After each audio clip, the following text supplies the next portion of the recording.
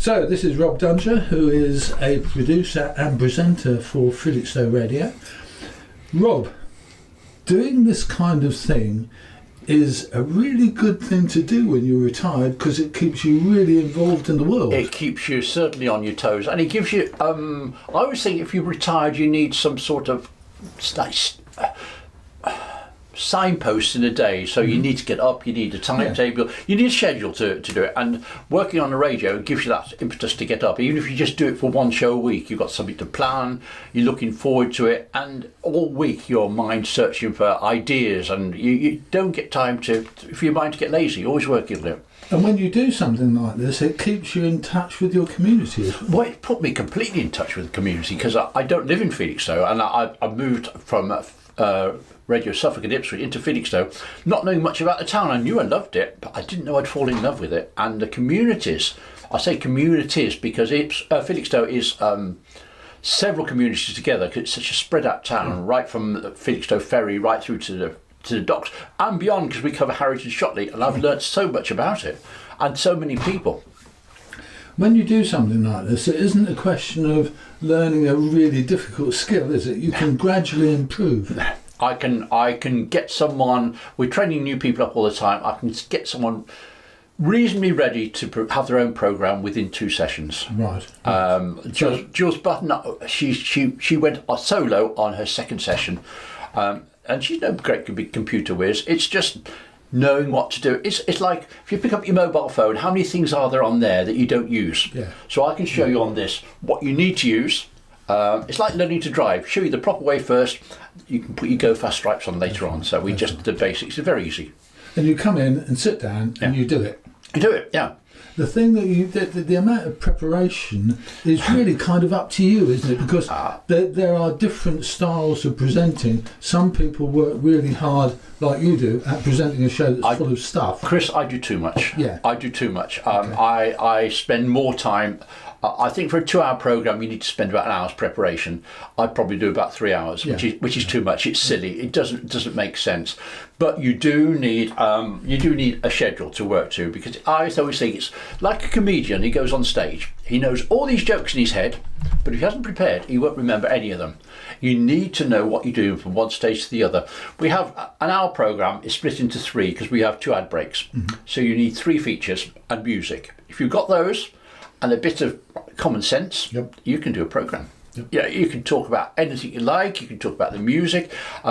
We tend to shy away from music-only programmes, but if that's a way of getting you into the radio, if that's going to make you feel comfortable, come and do a music programme, something you like. Maybe you're a country fan, maybe you like Northern Soul, come and do one of those.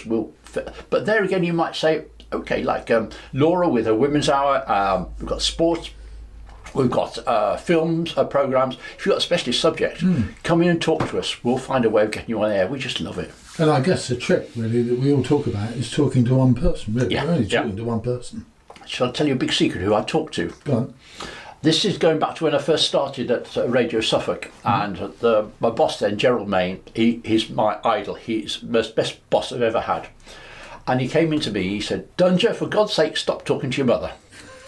I said, what do you mean? He said, you're talking to old people. He said, you need to talk to someone your age. You need to get a person in your head who you're talking to. He came down with this photo. It was a library picture. She didn't exist. Her name was Sue. He said, I want you to talk to Sue. I still talk to Sue now. Right. Sue, in my head, she's late 60s. She's married to Dave. The children have left home. They are computer literate, Dave and Sue. They shop at Marks and Spencer's. They go on foreign holidays. They've got a coffee machine, a bread maker in the kitchen.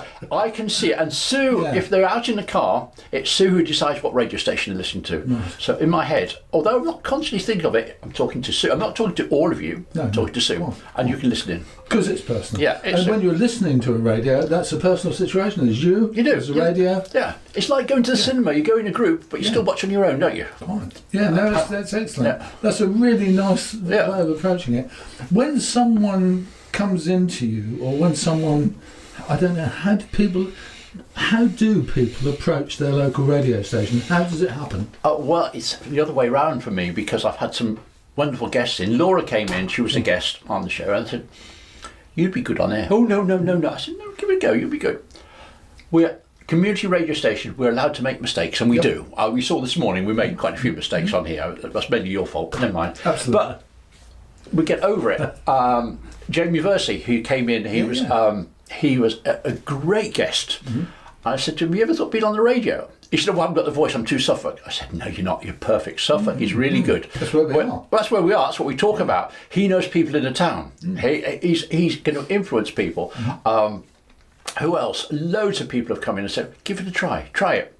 Okay, some people try it for a few weeks and they say, "No, it's not for me. We've lost nothing, they've lost nothing." And you can always come back. And it's added to the interest. Oh, golly, yeah, it is. And we get, and it changes, it's like the tail changing the direction of a dog. We get somebody in who's very enthusiastic, maybe good on, we're not just all presenters. Some of us are working behind the scenes, advertising, marketing, accounts. We need people to do those as well. Techies.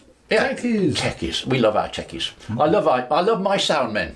I always look after my sound men who will get under this counter here. I'm on there and they're underneath there ferreting around with wires. Don't know what they're doing, but we love them.